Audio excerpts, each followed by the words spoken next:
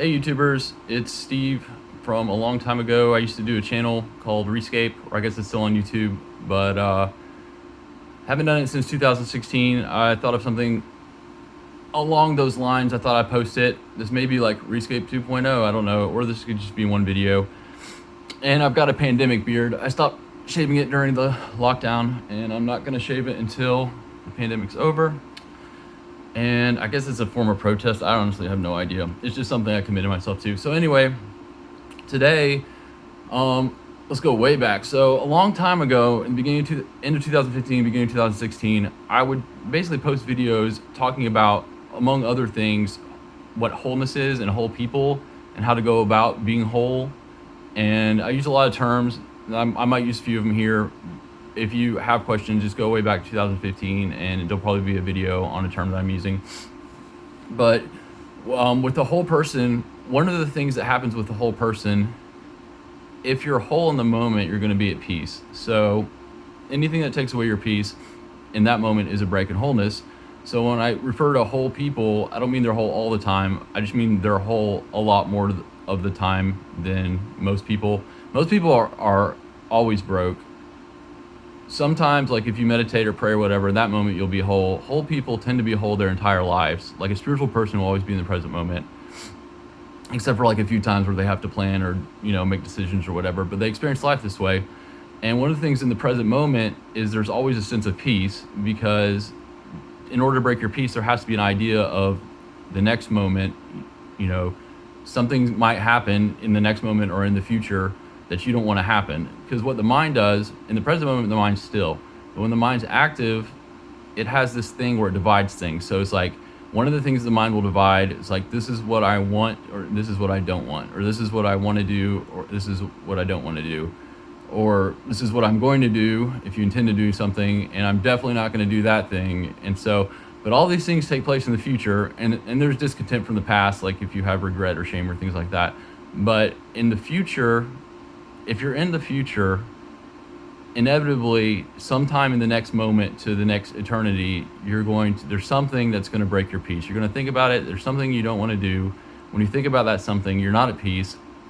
So the question is, how do you accomplish the impossible task of always being at peace in the present moment?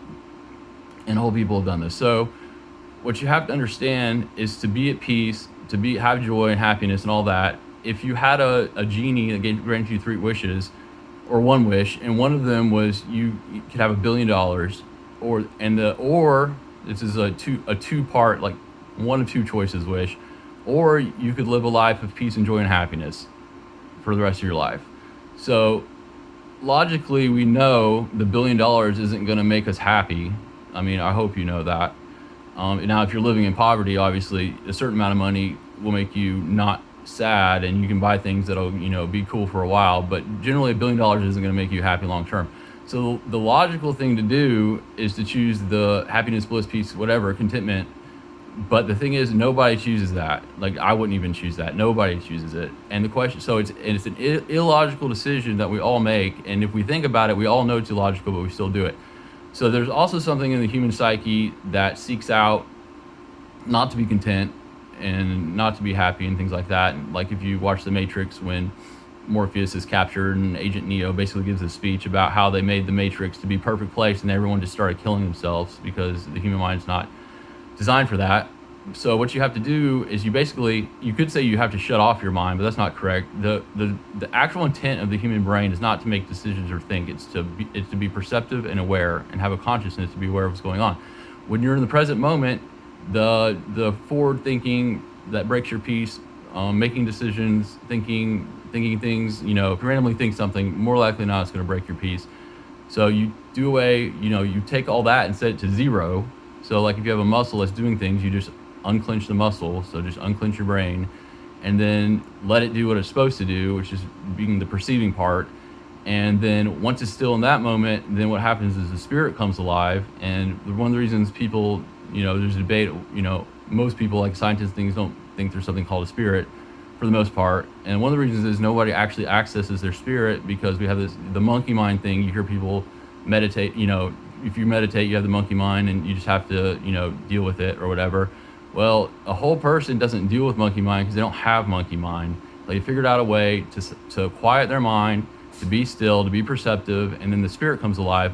And in the super specific now, present moment, where you do find peace and joy and all this stuff out of happiness, you wouldn't think you would find it just thinking about what it is. But if you are able to get there, then suddenly, there's this release. And nobody wants to go there. The same reason, even knowing these things, nobody wants to go there, because the same reason you wouldn't use the genie to vote for the happiness and contentment. But really, that's what you want. And that's what whole people have. And whole people do make that decision. They have the awareness and for them, it is logical as well to choose the happiness, and that's what they would choose, because when they expand their awareness, they have firsthand, factual feeling, experiencing. They can, be like, okay, $1 billion, it's just paper. Like, it's not going to do anything. It might change my life. I could have things, but then if I'm in a room, eating dinner, nothing I bought with my $1 billion is going to mean anything in the present moment, because nothing's there. Maybe the food you eat, you can have a little bit better food.